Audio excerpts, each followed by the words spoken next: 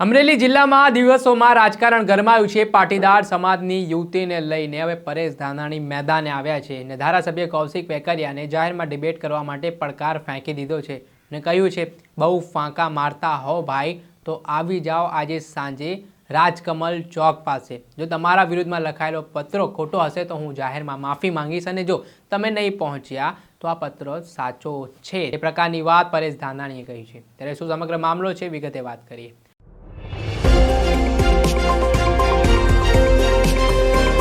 શું તમે અમદાવાદમાં ઘર લેવાનું વિચારી રહ્યા છો, ઘર શોધી રહ્યા છો તો પછી ચિંતા મૂકી દો। શું કામ ચિંતા કરવાની જરૂરિયાત છે? કેમ કે અમદાવાદના પાલડી વિસ્તાર ખાતે સ્થિત ન્યૂ શારદા મંદિર રોડ પર અનંત શિવ નામના એપાર્ટમેન્ટમાં એક ફ્લેટ વેચવાનું છે।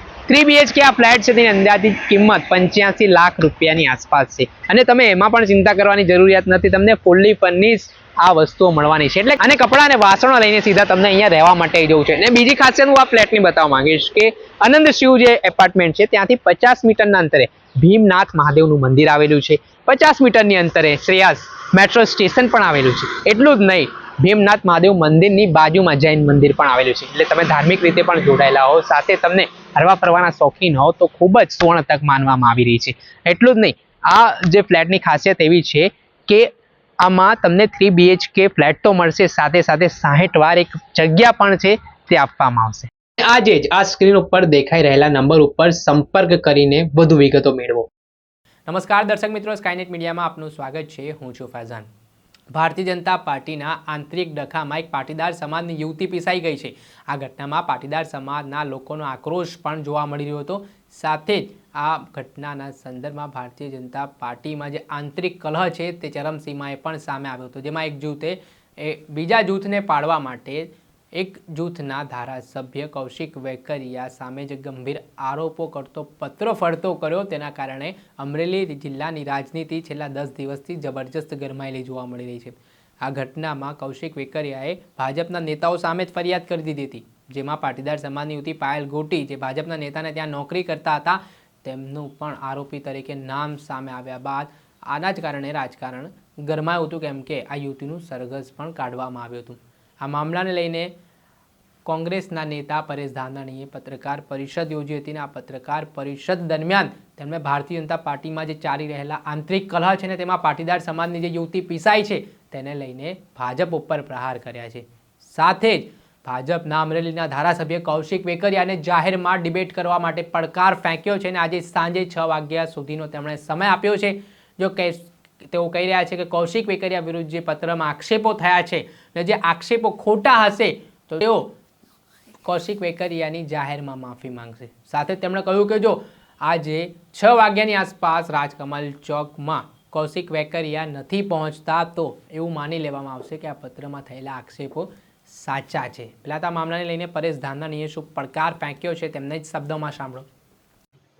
આવો આ પીડિત પાયલની વેદનાને વાચા આપી એક નિર્દોષ દીકરી, એક કુંવારી કન્યા એને ન્યાયની અપીલ કરી છે। આવો સાથે મળી અને આપણે સૌ એને પરિણામ સુધી પહોંચાડીએ। કૌશિકભાઈ, 24 કલાકમાં આ પ્રશ્ન બની એક અબળાની આબરૂ દાવ ઉપર મૂકનારા તમામ પોલીસ અધિકારીઓને તત્કાલ ડિસમિસ કરાવશો એવી અપેક્ષા રાખું। જો તમારી ચપટીથી 24 કલાકમાં તમારી આંગળીએ નાચેલા જે કોઈ પોલીસ અધિકારી કે કર્મચારી હોય એને તમારી સરકાર ડિસમિસ નહીં કરે ને તો 25મી કલાકે આ પરેશ ધાનાણી પરિણામ સુધી લડાઈને આગળ લઈ જશે અને ત્યાં સુધી ઝંપીને નહીં બેસીએ। ચેલેન્જ આપું છું। નંબર 2, પત્ર લખાણો કોણે લખ્યો? ભાજપના આગેવાને લખ્યો। પત્ર લખ્યો કોની વિરુદ્ધ લખ્યો? ભાજપના આગેવાનની વિરુદ્ધ લખાણો। પત્ર અંગે ગુનો નોંધાણો કોના ઉપર નોંધાણો? ભારતીય જનતા પાર્ટીના આગેવાન કાર્યકર્તાઓ ઉપર નોંધાણો। આજ કમલમની કાર્યાલયે કકળાટ હોય તો અમને કાંઈ વાંધો નથી, તમે અંદરો અંદર કુસ્તી કરો ત્યાં સુધી વાંધો નથી, પણ તમને સત્તાનો અહંકાર હોય અને સત્તાના અહંકારથી કોઈ નિર્દોષ દીકરીને, કુંવારી કન્યાને બિનઅધિકૃત રીતે જેલમાં ધકેલશો, પગે પટ્ટા મરાવશો, એના જાહેરમાં વરઘોડા કાઢશો, તો ભાઈ આ સમાજે સફેદ કપડાં પહેરતા શીખવાડ્યા છે. બહુ ફાંકો હોય ને તો આવી જાવ રાજકમલ ચોકમાં, તમારે જે રીતે લડાઈ લડવી હોય એ રીતે લડાઈ લડવા અમે તૈયાર છીએ. પત્ર સાચો છે, પત્રમાં વપરાયેલું લેટર પેડ સાચું છે, પત્રમાં થયેલી સહી સાચી છે. સત્તાના બળે પત્ર લખનારા લોકોને દબાવીને તમે નકલી ફરિયાદ દાખલ કરાવી શું સત્યને છુપાવી શકશો? તમારા મારફત મારે પૂછવું છે કે પત્રમાં લખાણું કે સાહેબ તમે 40 લાખનો હપ્તો લ્યો છો, હું તો ગણવા નથી ગયો, આટલા જ થોડા હોય. પત્રમાં લખાણું કે તમારી છત્ર છાયા નીચે ખનન માફિયાઓ, રેતી માફિયાઓ બેફામ થયા છે. આ અમરેલીને 300 રૂપિયે બ્રાસ રેતી મળતી હતી, આજ સામાન્ય માણસે એક બ્રાસના 3000 ચૂકવવા પડે છે. વર્ષોથી વિધાનસભામાં અમે કીધું કે શેત્રુજીમાં જો સિલ્ટિંગ થાય ને તો 15 જેવી હોનારતે કેટલાય ગામડાઓની જળ સમાધિ થાય. તમે એને કાયદેસર ન કરાયું. આ ઇકો ઝોનની અંદર શેત્રુજીના પટને મુક્ત ન કરાયું. અમે તો કહીએ છીએ કાયદેસર કરો, સરકારને આવક થશે, લોકોને સહજતાથી એના ઘરના સપના પૂરા થાય. પણ કાયદેસર થાય તો કટકટાવવાનું બંધ થાય. એવા મલિન ઇરાદાથી આજ ખનન માફિયાઓ, ભૂ માફિયાઓને કોનું પ્રોત્સાહન મળે છે એ અમરેલીના લોકો તમને સવાલ પૂછે છે.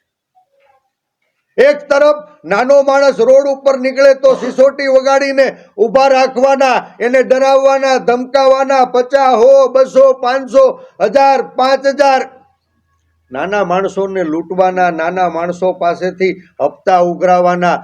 તમારા ભારતીય જનતા પાર્ટીના કાર્યકર્તા કહે છે કે આજ અમરેલી જિલ્લામાં ગામડે ગામડે દારૂની હાટડીઓ ખુલી છે. આ દારૂના હપ્તા કોણ ખાય છે એ અમરેલીના લોકો તમને સવાલ પૂછે છે. આપણે સૌ એના સાક્ષી છીએ. 2 વર્ષ મૌન રહી અને વિકાસના અવસરને અમે પૂરતો સમય આપ્યો છે. સાહેબ વાતો તો થઈ. તમારો ભારતીય જનતા પાર્ટીનો આગેવાન પત્ર લખીને કહે છે કે તમે કોન્ટ્રાક્ટરો પાસેથી કમિશન લ્યો છો, ખોટી ફરિયાદો કરાવી, ડરાવી, ધમકાવી અને માલ કટકટાવો છો. હું નથી કહેતો, આ ભારતીય જનતા પાર્ટીના આગેવાનો કહી રહ્યા છે. અમરેલી શહેરમાં તમે સૌ પત્રકાર મિત્રો સાક્ષી છો. આજ જયસિંહપરા પુલથી સાવરકુંડલા ફાટક સુધીનો બાયપાસ એક સારો રોડ, 1 મીટર પીસીસી આરસીસીના દળવાળો રોડ તૂટી ગયો છે. સાવલિયા સાહેબની હોસ્પિટલ વાળો રોડ, આપ કદાચ ત્યાંથી જ આવ્યા હશો તો જોઈને આવ્યા હશો. તમે ખાવ એમાં અમને વાંધો નથી.